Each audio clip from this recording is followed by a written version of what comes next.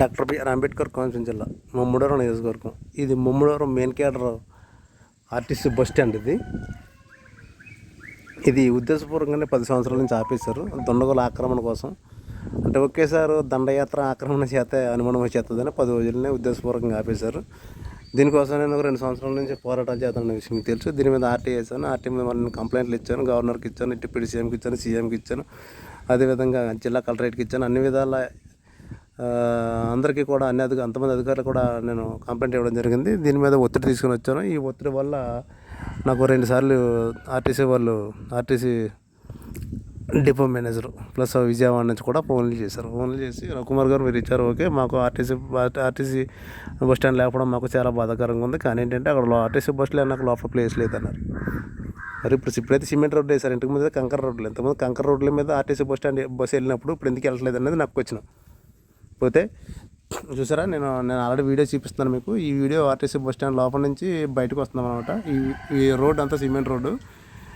ఒక పక్క డ్రైన్ ఉంది, ఒక పక్క ఖాళీ ప్లేస్ ఉంది. కనీసం ఇది ఒక ఆర్టీసీ బస్సు పక్కన ఆటో తప్పుకునే ప్లేస్ ఇది. చాలా బాగుంది. ఇంతకుముందు సిమెంట్ రోడ్డు వేయకముందు ఆర్టీసీ బస్సులు తిరిగే ముందు ఎంత కంకర రోడ్డు, గుంతల కింద ఉండేది. చాలా చిన్న రోడ్డు. అప్పుడే బస్సు లోపలికి వెళ్ళినాయి. ఇప్పుడు సిమెంట్ రోడ్ వేసిన తర్వాత బస్సు లోపలికి వెళ్ళలేదంటే ఇబ్బంది అయిపోతుందండి. ఇది చాలా విచిత్రంగా ఉంది. ఎందుకంటే బస్సులు వెళ్తే నేను ఎందుకు చెప్తున్నానంటే ఆల్రెడీ లోపల కళ్యాణ మండపం ఉంది. కళ్యాణ మండపం లోపలికి పెళ్ళివారు ఉంటారు కదా, కళ్యాణ మండపం బుక్ చేసుకున్న వాళ్ళంతా కూడా ఈ హైటెక్ బస్సులు తెలుసు కదా, స్లీపింగ్ కోచ్లు ఏమైనా ఉంటాయి కదా, పెద్ద బస్సులు, హైటెక్ బస్సులు. ఈ హైటెక్ బస్సులలో పెళ్ళివారు వచ్చి కళ్యాణ మండపం లోపడే, అంటే బస్ స్టాండ్నే కళ్యాణ మండపం ఇస్తారు కాబట్టి ఈ బస్ స్టాండ్ లోపడే ఆర్టీసీ బస్సులు తిరగడానికి ప్లేస్ అంటున్నారు. మరి హైటెక్ బస్సులు లోపడైనా తిరుగుతున్నాయి, లోపల ఎందుకు పార్కింగ్ చేసుకుంటారు అనేది నా ప్రశ్న. అంటే హైటెక్ బస్సులు వెళ్ళినాక ప్లేస్ ఉంది కానీ చిన్న ఆర్టీసీ బస్సులు వెళ్ళినాక ప్లేస్ లేదని ఇలా అంటున్నారు. ఇది చాలా దుర్మార్గం. ఇది ఉద్దేశపూర్వకంగా చేశారు. ఇది పక్కా ప్లాన్ ప్రకారంగా కబ్జా చేశారు. పోతే ఇప్పుడు కానీ సరే స్పందించి ఆర్టీసీ వాళ్ళు, అదేవిధంగా రాష్ట్ర ప్రభుత్వం కూడా దీనికి సపోర్ట్ చేయాలి. రాష్ట్ర ప్రభుత్వం అదేవిధంగా ఆర్టీసీ వాళ్ళంతా సపోర్ట్ చేసి లోపలికి ఆర్టీసీ బస్సులు వచ్చే విధంగా చర్యలు తీసుకోవాలి. ఎందుకంటే రోడ్డు సరిపోకపోతే రోడ్డు పక్కన ఆల్రెడీ ఆర్ఎండ్బి వాళ్ళది ప్లేస్ ఉంటుంది కాబట్టి పక్కన కట్టడాలు కూల్చండి. కట్టాలంటే ఏముంటుంది, మెట్లు అవి పడతాయి, అంత ఇంకేం లేదు. ఈ పక్క డ్రైన్, పక్క ఏమో ఖాళీ ప్లేస్ ఉంది. ఖచ్చితంగా మీరు రోడ్డు ఎక్స్టెండ్ చేసుకోవచ్చు.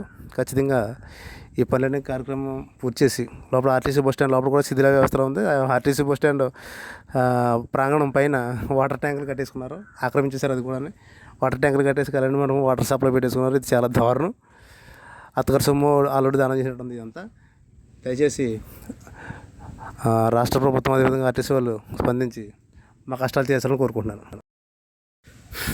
ముఖ్యంగా రాజకీయ నాయకులు అందరూ గమనించాలి. ఇది ప్రజా ప్రయోజనార్థమని లోకల్ ఎమ్మెల్యే దాట్ల సుబ్బరాజు గారు, అదేవిధంగా ఎంపీ గంటా హరీష్ మధురి గారు ఖచ్చితంగా గుర్తించాలి. ఎందుకంటే మీ ప్రజా సంక్షేమం కోసమే మీరు నాయకులుగా ఎన్నుకున్నారు. అదేవిధంగా మీ ప్రజాప్రతినిధి ప్రజలు ఎన్నుకున్నారు కాబట్టి ప్రజలకు మీరు ఖచ్చితంగా న్యాయం చేయాలి. ఈ ఆర్టీసీ బస్ స్టాండ్ అనేది చాలా అత్యవసరం. ఎందుకంటే ఆర్టీసీ బస్ స్టాండ్ ఎదురకుండా ప్రయాణికులు, విద్యార్థులు, అదేవిధంగా పాదచారులు అందరూ కూడా ఈ బస్సు కోసం వెయిట్ చేసి వర్షాలను తడుతున్నారు, ఎండకి ఎండుతున్నారు, చలికి వణుకుతున్నారు. అదేవిధంగా లేడీస్ కూడా పబ్లిక్ టాయిలెట్ చాలా అవసరం. నేను ఫిర్యాదులో కూడా అదే పేర్కొన్నాను నేను. ఎందుకంటే మగవాళ్ళు అయితే ఏదో విధంగా యూరిన్ ప్రాబ్లమ్స్ ఉంటాయి, అదే లేడీస్ మరి చాలా ప్రాబ్లమ్స్ ఎక్కువ ఉంటాయి. ఎందుకంటే ప్రయాణికులు అక్కడ బస్సు కోసం వెయిట్ చేయడం వల్ల చాలా ఇబ్బంది పడుతున్నారు. టాయిలెట్ సమస్యలు చాలా ఎక్కువ ఉన్నాయి. రెండోసారి చెప్తున్నాను ఈ విషయం. ఎంత తొందరగా ఈ ఆర్టీసీ బస్ స్టాండ్ అనేది ఓపెన్ చేస్తే అంత మంచిది. అదేవిధంగా ఆర్టీసీ బస్ స్టాండ్ లోపల ప్రాంగణం అంతా కూడా కబ్జాకు గురైంది. అర్జెంటుగా దాన్ని పడగొట్టేయండి. శిథిల వ్యవస్థలో ఉంది, పడగొట్టేసి కొత్తగా బస్ స్టాండ్ అనేది కన్స్ట్రక్షన్ చేయాలి. అదేవిధంగా పబ్లిక్ టాయిలెట్స్ కూడా ఏర్పాటు చేయాలి. లోపల బస్సు రావాలి. ప్రయాణికులందరూ రోడ్డు మీద ఇబ్బందులు పడుతున్నారు. మీరు బస్ స్టాండ్ కడితే కనుక, పబ్లిక్ టాయిలెట్స్ లోపల కడితే కనుక నీట్గా రోడ్డు మీద ప్రజలు ఎవరు కనపడరు, ప్రయాణికులు ఎవరు కనపడరు. రోడ్డు కూడా చాలా సేఫ్గా ఉంటుంది. ఎందుకంటే ఇప్పుడు రోడ్డు చాలా ఇరుగ్గా ఉంది, యాక్సిడెంట్లు అవుతున్నాయి, చాలా ఇబ్బంది పడుతున్నారు.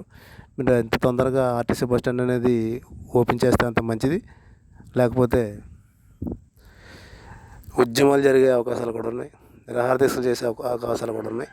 ఖచ్చితంగా ఇది లాస్ట్ అండ్ ఫైనల్ వార్నింగ్ ఇది. ఎందుకంటే నేను 2.5-3 సంవత్సరాల నుంచి బస్ స్టాండ్ కోసం నేను పోరాడుతున్న విషయం అందరికీ తెలుసు. ఖచ్చితంగా ఆగస్టు సెప్టెంబర్లో కల్లా ఈ సమస్య అనేది పరిష్కరించకపోతే ఖచ్చితంగా రిలే నిరాహార దీక్ష, అదేవిధంగా నిరోధక నిరాహార దీక్ష, కావాల్సింటే ఆమరణ నిరాహార దీక్షలు కూడా జరిగే అవకాశాలు ఉన్నాయని ఈ మీడియా ద్వారా నేను రాష్ట్ర ప్రభుత్వానికి, అదేవిధంగా ఆర్టీసీ సిబ్బందికి, ఆర్టీసీ అధికారులకి నేను హెచ్చరిస్తున్నాను. ఖచ్చితంగా నిరాహార దీక్షలు చేసేంతవరకు మీరు తెచ్చుకోవద్దని మీడియా ద్వారా నేను తెలియజేస్తున్నాను. జై భీమ్.